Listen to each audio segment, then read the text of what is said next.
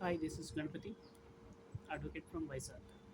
So now I'm going to discuss about uh, situation of India in contemporary society.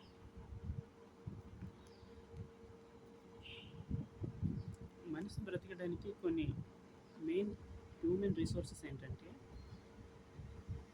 Education, health and agriculture. ఇవి main sources మనకు కావాలి. అయితే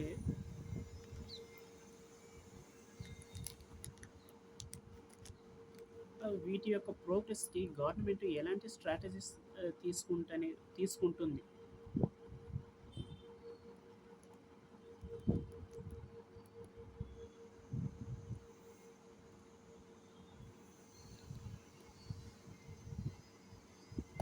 wide రేంజ్లో కాకుండా at least లో లెవెల్‌లో అయినా కూడా ఈ యొక్క ఏవైతే ఈ సోర్సెస్ ఉన్నాయో ఇవి పబ్లిక్‌కి అందించాలి.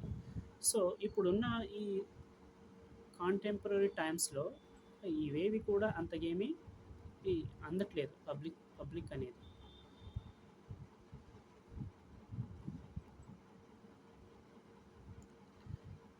నా వాదన ఏంటంటే డెవలప్ అవుతున్నా కూడా మన యొక్క కంట్రీ యొక్క వ్యూస్ అండ్ స్ట్రాటజీస్ అనేవి మార్చుకుంటూ వెళ్ళాలి. డెవలప్ అవుతుందని ఏవైతే కొన్ని ఇండెక్సెస్ ఉన్నాయో అవి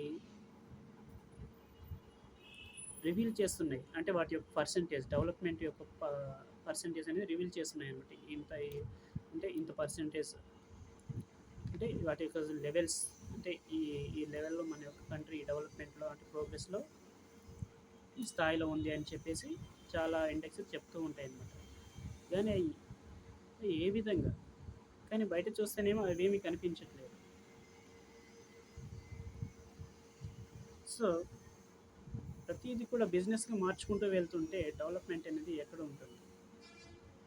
ఫ్రీగా దొరకాల్సిన ఎడ్యుకేషన్ మన ఇండియాలో చాలా వరకు ఎడ్యుకేషన్ అందని చాలా విలేజెస్ కూడా ఉన్నాయి. అండ్ అలాగే ఈ హెల్త్ కూడా. ఈ హెల్త్, ఎడ్యుకేషన్ మెయిన్ ఇవి ప్రొవైడ్ చేస్తే చాలా వరకు కూడా చాలా ఇష్యూస్ అనేవి తగ్గుతాయి. సో, ఈ సోర్సెస్‌ని ప్రోగ్రెస్ చేయడానికి గవర్నమెంట్ అనేది వ్యూస్ అండ్ స్ట్రాటజీస్ అనేవి ఫాలో అవ్వాలి.